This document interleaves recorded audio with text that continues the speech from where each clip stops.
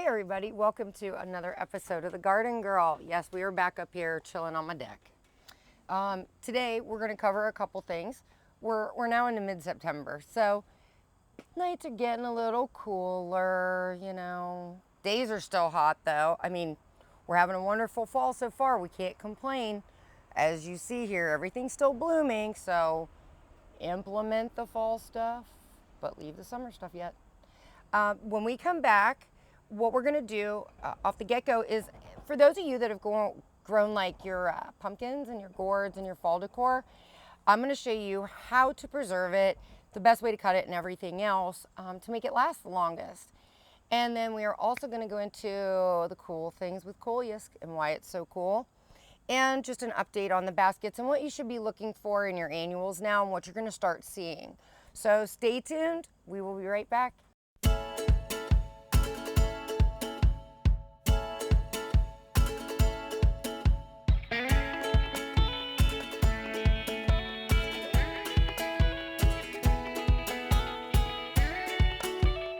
Hi, I'm TV2 Sports Talk's Bill Morgan.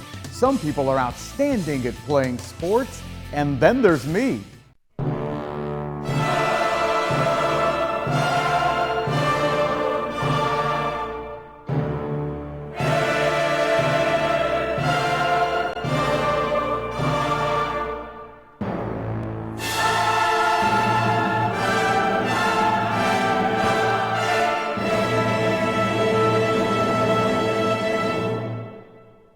While we at TV2 Sports Talk may have never been all-state on the field, we are Tuscarawas County's MVP when it comes to local television sports talk and play-by-play.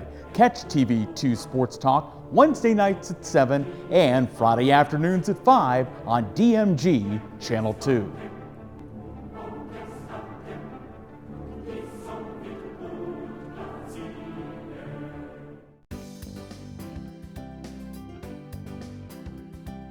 For clean air you can breathe in a clean-looking home exterior, Ultra Clean. Locally owned and operated, offers both air duct cleaning and pressure washing for your home. Give them a call at 330-243-3996 to help clean up the air you and your family breathe and your home's outside appearance.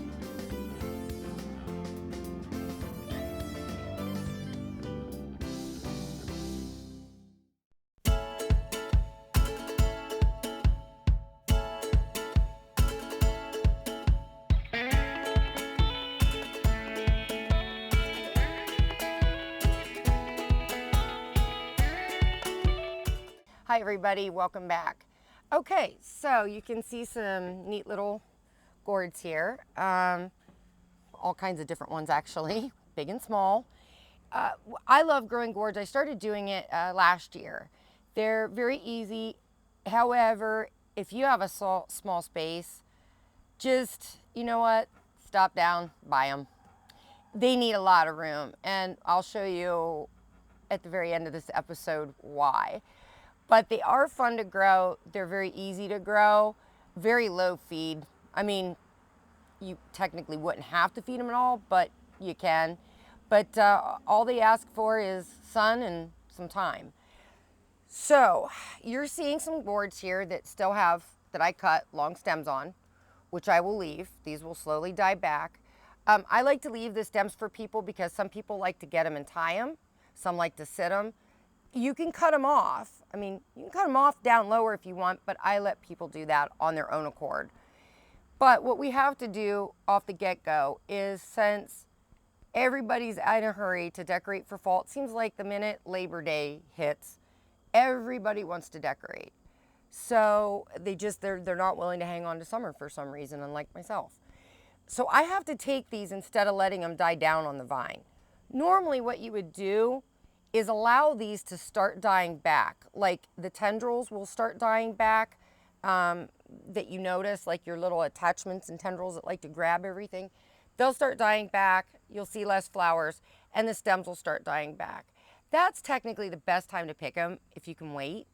Like I said, with the shop, I didn't have a choice, and it's fine, but like I said, I'm leaving a long stem on them. I'm not taking the stems off. But now they need dusted, they need cleaned, because I don't think you want to take that home. And I know not everybody In fact, there's not a lot of stores that do it. I do it just because, hey, you're buying something, why not? Make it last. So what I do, once everything is wiped off, I take my rag, I go in and I just get a pitcher full. Now, what's in this? The little sweet sauce is 2 tablespoons of bleach and the rest filled with cold water. So we mix it up, dip it in, wring it out, and all I'm gonna do is give it a bath with this. Now, and make sure, it's really hard on these warty ones if you grow some of them, and these ones that have the cracks and crevices, to get down in there. But try to give it a really good bath with this and wipe it down. It's not gonna bleach it out. What it does is, there is bacteria and stuff, and what this does, if you've ever had gourds and obviously pumpkins, mold or rot on you, this helps prevent it. So this is just one thing I do. And a note to gourds too, watch if you have little kids with their tender fingers. Gourds have little tiny spiky things that go up and down the stem, and they'll get you. I mean, they kind of hurt. I've nailed myself a bunch this summer. So just kind of watch that again around little kids. I hate to make things sound like fun and then that happens. What with gourds, you know, if you say, gosh, I don't even know where I'd begin with gourds. One, you're going to see how much room you need at the end of the episode. I will go over that for sure. But two, if you get, and I will fair warn you on this, when you do buy what you'll see at stores and stuff like that, they'll have gourd mixes. Okay, you got to be really careful when you pick your seeds. You've got to make sure the seeds look different. Otherwise, you don't know what you're growing. And you cannot just throw 20 seeds in a pot, because I'm telling you what, you start that in April, you will have a mess on your hands by the time Memorial Day rolls around, you put them out. Because again, you got to throw these in with the tomatoes and the peppers and all the melons and the squash. They like that heat. So you got to make sure it's not going to frost. So it's 1 plant per container, because if you start them in early April, you're going to find out by Memorial Day, just in that 2 months, I mean, they germinate in like 3 days and you have them up this far. I mean, they were a couple foot long hanging in my greenhouse until I could get up here and get them planted on, you know, one of the days I was closed. So you just need to be aware of that. Don't just throw them all in and be like, oh, this will be great. Some of them, you know, some of them are edible. There are some different kinds of cool squash that look like gourds, and they are edible. You know, I always have that stuff marked, but again, this is a larger one, and I love it. It's decent, it's gonna dry, and this is actually gonna get turned into a kid's project. We'll probably end up having a workshop if I have enough of these guys, for them to make their own birdhouses for mom or grandma. So stay tuned. When we come back, we're gonna go over, some of the annual care and what you should be doing now that it's mid-September, and what changes you're definitely gonna see, and how long you should let it roll. So stay tuned, we'll be right back.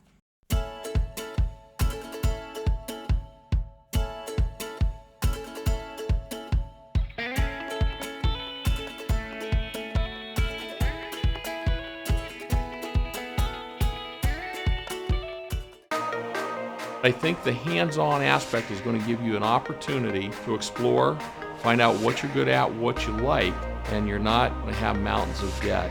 What you're going to have is a marketable skill that even if you don't love it, you can use that to pay to go on to college and get that degree. And we've got a number of students that do that. They're very mature. I think we're a great hands-on exploration base.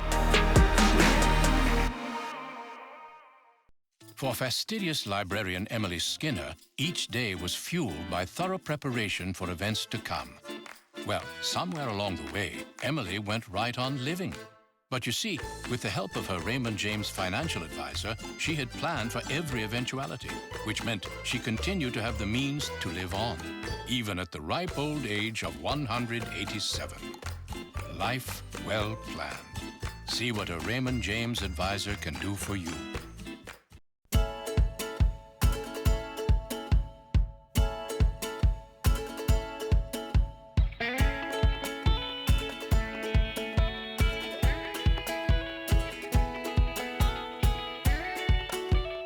Hi Hi everybody, welcome back.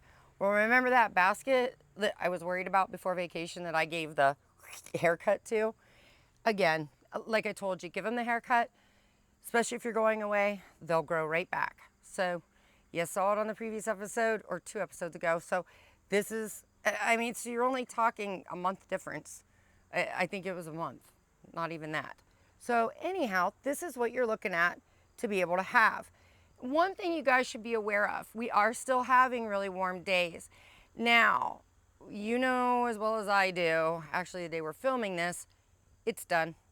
No more daylight after 8. So our daylight is starting to close in a little bit. Now, not enough, it's not like winter or anything, so it's not a big deal. But you will start noticing here as fall progresses and our days continue to shorten, that a lot of your leaves on things are going to begin to get smaller. You're going to see less blooms, a lot less blooms, and everything, the actual flower size will get smaller. So, you know, I just want you to be aware, even like this guy, he's beautiful. I'm not saying he won't kick it clear until, you know, he'll be going strong into October, especially with if they're under an overhang. So don't be in a rush to dump them.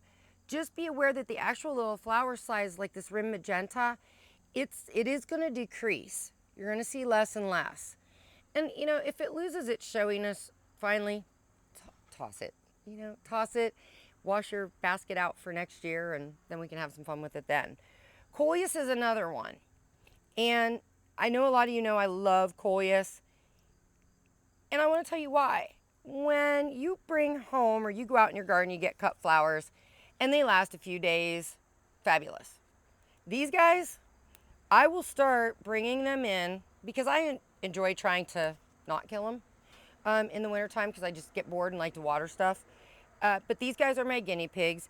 Once I sink these in a glass, a vase, whatever, they will start throwing roots. So not only are they gonna last and look really cute, and considering there's 50 different kinds, this is why I grow so much of it. Once I put them in there, it's like a living bouquet, literally like a living bouquet.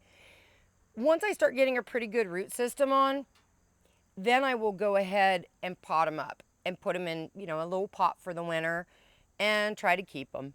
And understand that these leaves are, you're gonna start seeing a decrease. So don't think anything's wrong with it. It's just, it's that lifespan and that course. With Coleus too, Coleus and your sweet potato vine tend to get nipped really, really fast by the frost. So they do not like the cold weather. They're about like me. What you will find is it'll burn them a little bit. You just got to pick them off. Sweet potato, usually it'll look wilted and you just have to toss it. So I let mine kick until the freeze takes it out and then I dump. The Coleus, you'll see it'll protect the under leaves that don't get hit. It'll still keep going. I've had Coleus go clear through Halloween. Trust me. So don't be in a big hurry, but if you think you might want a cute bouquet, this would be the time to do it. The other thing, because I love them so much, this is a plectranthus. So this is in like your Swedish ivy family. Again, you want to take off all the bottom leaves, cut it at an angle so that when it sits on the bottom, it can actually uptake more water. And you want to actually cut these guys under your running water or in the vase if you can and catch the edges. Reason being, it helps, they want to callus right away. And this will help with the uptake of water. I don't know how many of you guys like your bouquets and have trouble keeping them alive, but that's one of the biggest things. Same with roses. You know, you really want to get that angled cut and you want to get lukewarm water too, not cold water. Get lukewarm water so they want to suck it up. This is another one. It's a wonderful house plant. It smells so good. It smells like, I don't even know, lemon pledge. Like the Swedish ivies tend to smell like lemon pledge.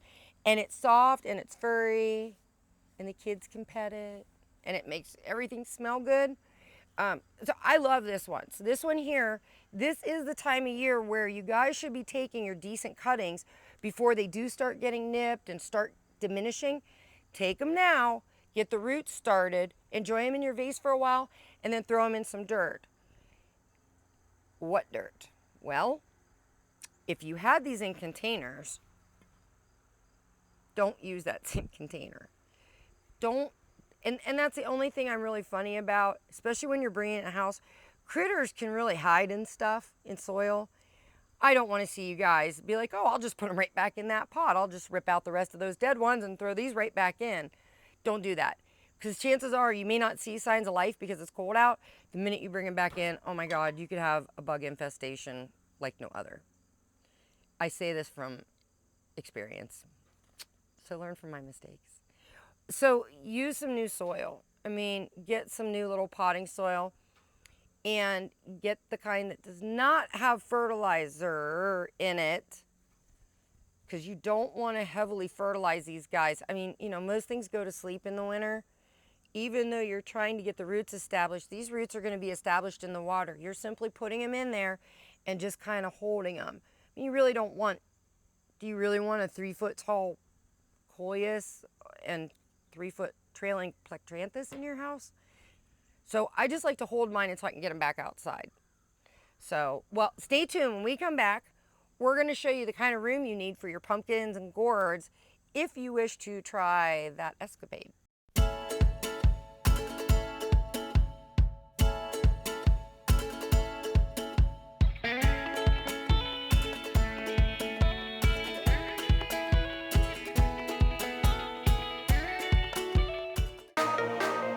Just wanting to be a police officer, I knew this was a great start, and it turned out to be a fantastic one. Just be able to actually see what you're doing, what you're working on, and understand how you can take one thing and turn it into something else. We got to creatively use skills and academics and see how we can place them into our fields. It was pretty much I had the key to open the door, and that was from Buckeye.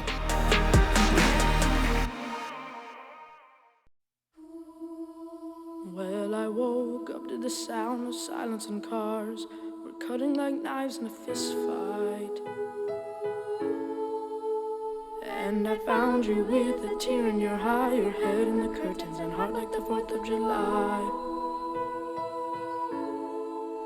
You swore and said, we are not shining stars.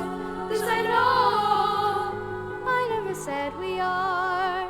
If you're lost and alone, or you're sinking like a stone, carry on.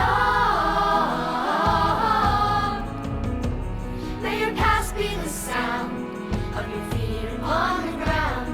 Carry on. Carry on, carry on. We are shining stars. Carry on, invincible. We are who we are.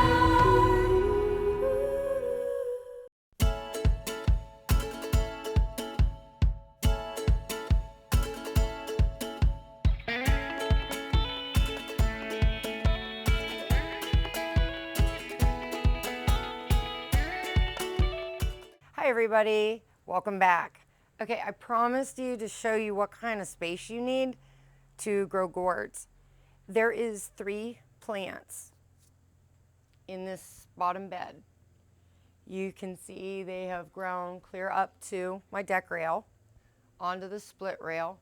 And I knew this last year. I did this last year, so I knew what I was getting into. I knew. And it does have a cool look. Some of you guys may not like it. It may not be your cup of tea. It's really funny. It's a conversation piece around here. What I wanted to show you though is, you know, on all your trailers, you're gonna have these adventitious roots. You have to be real careful when you are planting it next to stuff, because they will literally grab a hold and suffocate anything in their path because they're trying to hold and hit more roots. So your, not adventitious roots, tendrils. So this is another reason why trellises will work to a certain extent if you have them big enough. I mean, this is a big plant. This is a big plant. So you could still end up having it trellis, trying to train it around, and it coming right back down on the ground and going outward. One thing you will see, and I did have some calls, and again, guys, don't hesitate. In the fall, I'm down at the shop Tuesday through Friday from 1 to 7, so that hits whether your day shift, afternoon, or midnights, and then we're down there Saturday mornings from 9 to 1. Bring me in a leaf. If something looks sketchy, just stop in, or you can just stop in and have coffee with me. I'm down for that too.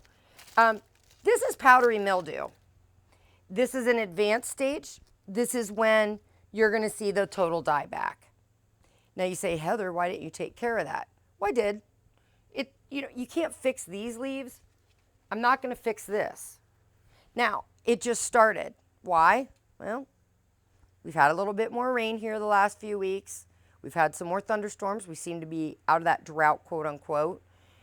Days are getting shorter. Nights have cooled down a titch, so we don't have the exact great prime drought heat like we did. And that's what these guys love. So when you see this, there is a lot of homemade recipes. There's milk, water. There is tons of organic fungicides that you can use, but that's what it is. Powdery mildew is mildew. It's not going to kill the gourds. It's not going to kill the plants. And when it's in the later stages like this, it's kind of like when we get that septoria leaf spot on the tomatoes. When you're getting into fall like this, if they want to start doing this, I won't spray these again. I just cut the bad ones off as they come. Like today after you guys leave, I'm going to hack all the bad leaves off, and it's fine. They have plenty of new leaves to photosynthesize, feed, and grow on. And I will keep, again, here you can see how some of these are daisy gourds, by the way, only because on top they look like a daisy. And you can just kind of see, they'll trail around.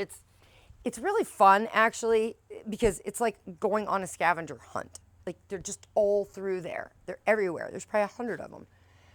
But I really enjoy doing it, but you need some space. You need some space. So if you see this on any of your plants, because I know some of you guys, like myself, I've got kale and radishes growing in little combo pots down at the shop because they're cool weather crops. I mean, I'll still be eating that stuff in November. So a lot of you guys, if you've jumped on the bandwagon like me to do secondary crops, this is your time to do it. Good luck. Good luck. And if there's any questions, you guys know how to get a hold of me. Oh, and with that, I want to finish up. All right. All the pictures have been turned in. The album is up. The 10th is here. So now voting is open. So you got to get on Facebook, jump over to my Garden Girl page, which is it's the Garden Girl Shop. That's it. Just facebook.com, the Garden Girl Shop. And you're going to see where you can click on to go into my contest album.